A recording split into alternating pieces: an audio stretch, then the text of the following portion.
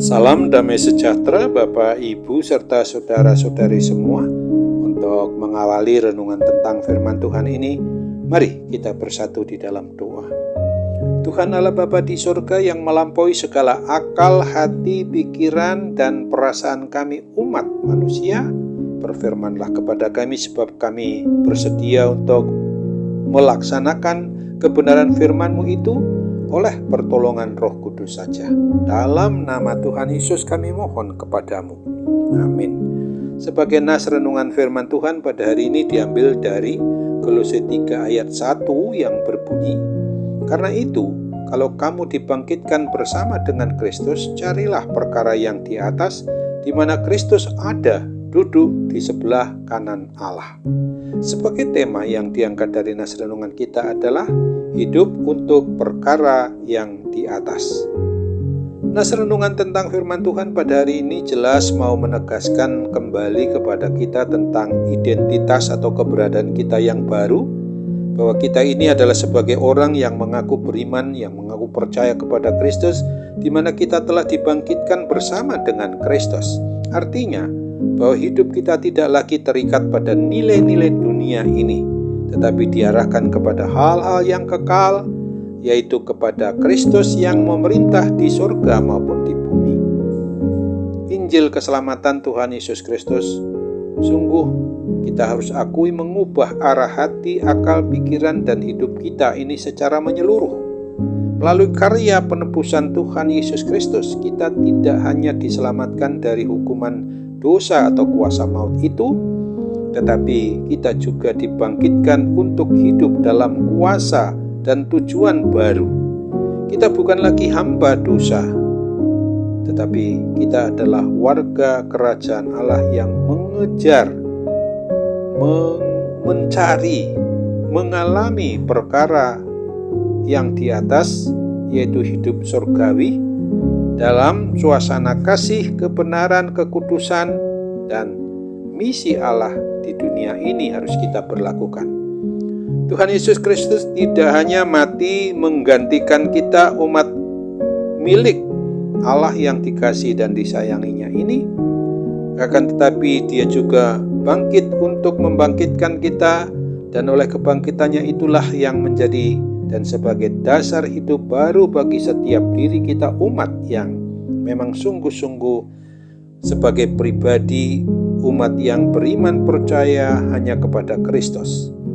Keberadaan kehidupan kita pada masa kini dan di sini di mana saja kita telah dipanggil Tuhan untuk hidup dalam terang kebangkitan itu, untuk meninggalkan hidup yang lama, mengejar kehendak Allah dan mengarahkan hati, akal, pikiran kita terhadap perkara yang di atas.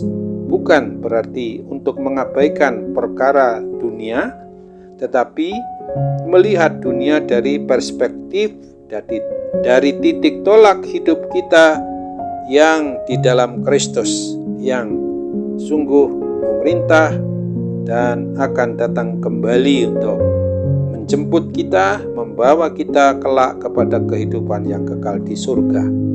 Di dalam kehidupan kita umat manusia sehari-hari, kita perlu terus fokus pada Kristus. Di dalam keputusan, pikiran, hati, akal, dan perbuatan kita, mari kita tanyakan, apakah ini boleh menyenangkan hati Tuhan Yesus Kristus? Mari kita prioritaskan untuk hal-hal yang mengarah kepada hidup yang kekal, seperti relasi yang sehat, pelayanan, penginjilan, pertumbuhan rohani, bukan hanya pencapaian hal-hal yang bersifat duniawi kedagingan itu. Bahkan di tengah pergumulan dunia, ingat bahwa Kristus telah menang dan memerintah umat manusia di muka bumi ini. Hati yang tertuju pada surga akan kuat menghadapi tantangan kita di bumi. Apabila kita mau pertanyakan, apakah kita benar-benar mau mencari perkara yang di atas, atau hidup kita masih lebih banyak diarahkan oleh ambisi duniawi yang ada di kolong langit ini? Kristus telah bangkit dan kita pun dipanggil untuk hidup dalam kebangkitannya itu. Marilah arahkan hati dan hidup kita kepada Dia yang duduk di sebelah kanan Allah, Dia yang memerintah seluruh alam semesta, khususnya bagi kita umat yang tahu untuk hidup sesuai dengan perintah kehendaknya itu. Di sanalah kita harus sadari tentang harta benda kita yang sejati berada, yaitu dalam suatu wujud harta benda yang kekal bersama Tuhan Yesus di surga. Kiranya Roh Kudus menolong dan memampukan kita untuk tetap berjalan sesuai dengan kehendak Tuhan. Untuk itu ingatlah seperti firman Tuhan yang ditulis pada surat Roma 8 ayat 31 dan 35 ini. Sebab itu apakah yang akan kita katakan tentang semuanya itu? Jika Allah di pihak kita, siapakah yang akan melawan kita? Siapakah yang akan memisahkan kita dari kasih Kristus?